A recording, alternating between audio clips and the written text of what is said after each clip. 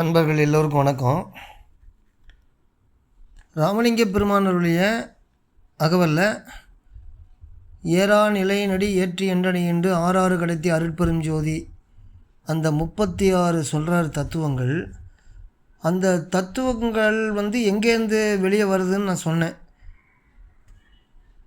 மொத்தம் மாயை 3 மாயை சொன்னேன். சுத்த மாயை, அசுத்த மாயை, பிரகிருதி மாயை. இந்த பிரகிருதி மாயிலேருந்து தான் உடலுக்கு தேவையான எல்லாமே வருது அப்படின்னு சொன்னேன். அதில் முதல்ல அகக்கருவிகள் வரும். மனம், சித்தம், புத்தி, அகங்காரம் வருது. அப்புறம் ஞான இந்திரியங்கள் வந்துன்னு சொல்லி அதை விளக்கி சொன்னேன். கர்ம இந்திரியங்கள் சொன்னேன்.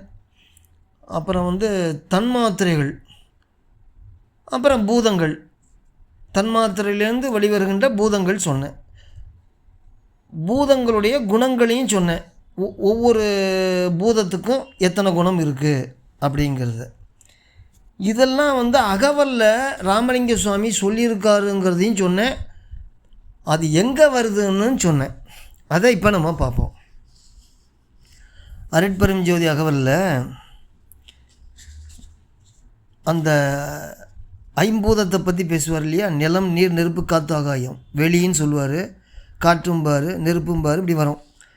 முதல்ல என்னன்னா, வெளியிடை ஒன்றே விரித்து அதில் பற்பல அலி உற வகுத்த அருட்பெரும் ஜோதிம்பார். வெளியிடை ஒன்றே அப்படிங்கிறாரு. ஒன்றே என்னன்னா ஒரு குணம்தான் இருக்குங்கிறாரு. ஒன்றே என்னன்னா ஓசைங்கிற சப்தம், அந்த ஒரு குணம்தான் இருக்குது. அந்த ஓசை ஒன்றேன்னு தான் சொல்கிறாரு, ஓசை சொல்லலை. ஆனால் இதில் வெளியிடை ஒன்றே விரித்து அதில் பற்பல அலி உரை வகுத்த அருட்பெரும் ஜோதி ஒன்றேன்ட்டார். அது என்ன? அது மேலே சொல்கிறாரு, வெளியினில் ஒளி நிறை வியன் நிலை அனைத்தும் அழிவுற அமைத்து அருட்பெரும் ஜோதி. இந்த ஒன்றேங்கிறதுல என்ன இருக்குன்னா ஒளி நிறை இருக்குது, சப்தம் இருக்குது அப்படின்னு சொல்லிட்டார். ஒரு குணம் சொல்லிட்டார். ரெண்டாவது என்ன சொல்கிறாரு, காற்றிடை ஈரியல் காட்டி அதில் பல ஆற்றவும் வகுத்த அருட்பெரும் ஜோதிங்கிறார். 2 இருக்குங்கிறார். காற்றில் 2 இருக்குது. என்ன இருக்குது? 2 ஓசையும் ஊரும் இருக்குது அப்படின்னு சொல்கிறார். 2ன்னா 2, அதான் ஓசை ஊர். அதில் ஊரியல் மேலே பார்த்திங்கன்னா தொடு உணர்ச்சிங்கிற ஒரு சிறப்பு குணம் இருக்குது. அதாவது ஓசை ஊருங்கிற 2 குணம்தான். ஒரு பொது குணம் இருக்கும், ஒரு சிறப்பு குணம் இருக்கும். ஓசை ஊருங்கிறது பொது குணமாக சொல்லிவிட்டு சிறப்பாக இருக்கிறது என்னன்னா அதுக்கு ஊரியல், தொடு உணர்ச்சி. அதுதான், குழப்பிக்காதீங்க. முதல்ல வெளியிடை ஒன்றேன்ட்டார், அதில் ஒளி தான், சப்தம் இருக்குன்ட்டார். ரெண்டாவது காற்றில் 2 இருக்குது, அது ஊரியல், ஓசை ஊருன்னு 2 சொல்லிட்டார். ஓசை ஊருன்னு.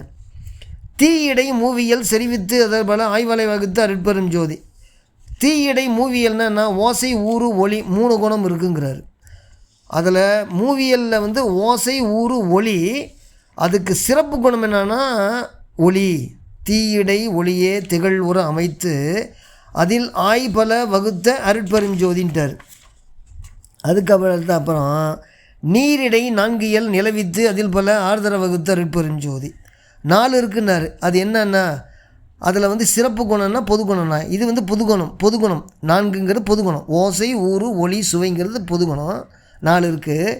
அதில் சிறப்பு என்னன்னா சுவை இருக்குது. நீரில் சுவை நிலை இருக்குங்கிறத நீரினில் சுவை நிலை நிறைத்து அதில் பல்வகை ஆறுற புரிந்த அருட்பெரும் ஜோதி அப்படிங்கிறார்.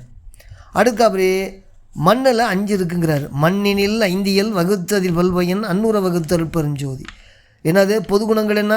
ஓசை ஊறு ஒளி சுவை நாற்றம்ங்கிற 5 குணங்கள் இருக்குது.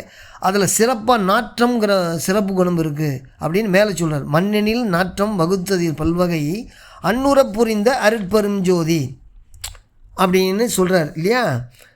இது மாதிரி நிறையா பல பாடல்கள்லாம் சொல்கிறாரு. அதை அப்புறம் பார்ப்போம். ஆனால் இதில் தெரிஞ்சுக்கிட்டிங்களா இல்லையா? அதாவது பூதங்கள் இருக்குது, பூதங்களுடைய குணங்கள் இருக்குது. அது எவ்வளவு இருக்குங்கிறதையும் அகவல்ல சொல்லிட்டார். அதை தான் நான் உங்களுக்கு சொன்னேன், முதல்லையும் சொல்லிட்டேன். இப்போ மற்ற ஞானிகள் என்னென்னலாம் சொல்கிறாங்கங்கிறதையும் இப்போ நம்ம சொல்லுவோம். நாவுக்கரசர் என்ன சொல்கிறாருன்னா, மின் உருவை விண்ணகத்தில் ஒன்றாய் மிக்கு வீசுங்கால் தன்னகத்தில் 2ஆய் செந்தீதன் உருவில் 3ஆய் தாழ்புணலில் 4ஆய் தரணி தலத்து 5ஆகி எஞ்சா தஞ்சம் மண்ணுருவை அப்படிங்கிறாரு. இன்னொருத்தர் என்ன சொல்கிறாருன்னா, பூவாலயம் 5மாய் புனலில் நின்ற 4மாய் தீயலாய 3மாய் சிறந்தகால் 2மாய் வேயலாய 1மாய் வேறு வேறு தொன்மையாய் நீயலாமல் நின்ற நேர்மை யாவர் காண வல்லரோ.